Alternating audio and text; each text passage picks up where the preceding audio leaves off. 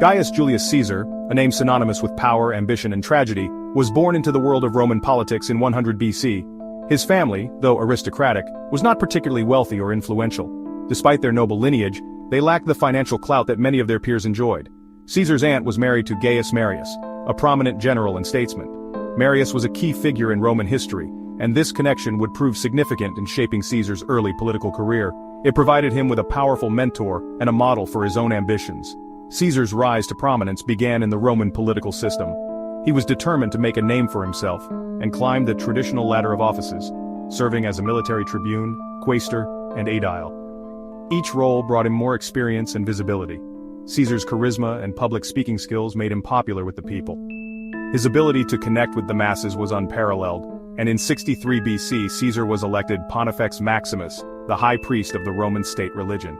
This was a significant achievement, as this powerful position brought him considerable prestige and influence. It allowed him to wield both political and religious power. He further solidified his political standing by forming the First Triumvirate, an unofficial alliance with Marcus Licinius Crassus and Gnaeus Pompeius Magnus, also known as Pompey the Great.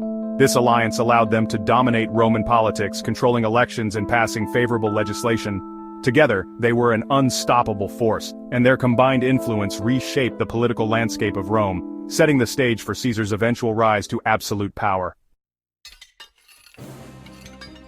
Caesar's military career was equally impressive and played a crucial role in his rise to power. He served with distinction in various campaigns, demonstrating his strategic brilliance and tactical acumen. Caesar's opportunity for independent command came with his appointment as governor of Gaul, roughly modern-day France and Belgium, in 58 BC. Over the next 8 years, Caesar waged a series of successful campaigns against the Gallic tribes.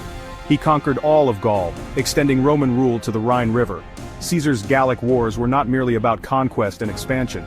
They were also a calculated move to enhance his reputation, amass wealth, and build a loyal army. Caesar's victories in Gaul made him incredibly popular with the Roman people. He sent back glowing reports of his exploits, which were widely circulated in Rome. His military success, however, also fueled the growing suspicion and jealousy of his former ally Pompey. While Caesar's military campaigns raged on in Gaul, he also turned his attention to domestic matters. He implemented a series of reforms aimed at addressing Rome's pressing social and economic problems. One of his most significant reforms was the introduction of a new calendar. The Julian calendar, as it became known, was based on the solar year and was much more accurate than the previous Roman calendar. He also extended Roman citizenship to people living in conquered territories. Caesar reformed the grain dole, reducing the burden on the state's finances. He established colonies for retired soldiers, providing them with land and a stake in the prosperity of the Roman state. These colonies helped to Romanize conquered territories, and provided a base of support for Caesar's policies. Section 4, Political Acumen and the Pursuit of Power. Caesar was a master politician who understood how to manipulate the levers of power to achieve his goals. He cultivated the support of the people through his charisma, generosity, and military victories. Caesar's writings, particularly his commentaries on the Gallic War, were not just military accounts but also carefully crafted pieces of propaganda. He made strategic alliances, most notably with Crassus and Pompey in the First Triumvirate. Caesar was also ruthless in eliminating his enemies, both on the battlefield and in the political arena. He understood that power, once gained, had to be maintained at all costs. Caesar's ambition, however, would eventually prove to be his downfall. His relentless pursuit of power and accumulation of unprecedented authority aroused fear and resentment among some of his closest allies. Section 5. Seeds of Discontent, the Conspiracy against Caesar. As Caesar's power grew, so too did the unease among some members of the Roman elite. His increasing influence and control over the Roman state alarmed many who cherished the Republic's traditions and values. They viewed him as a threat to the Republic, fearing that he aspired to become king.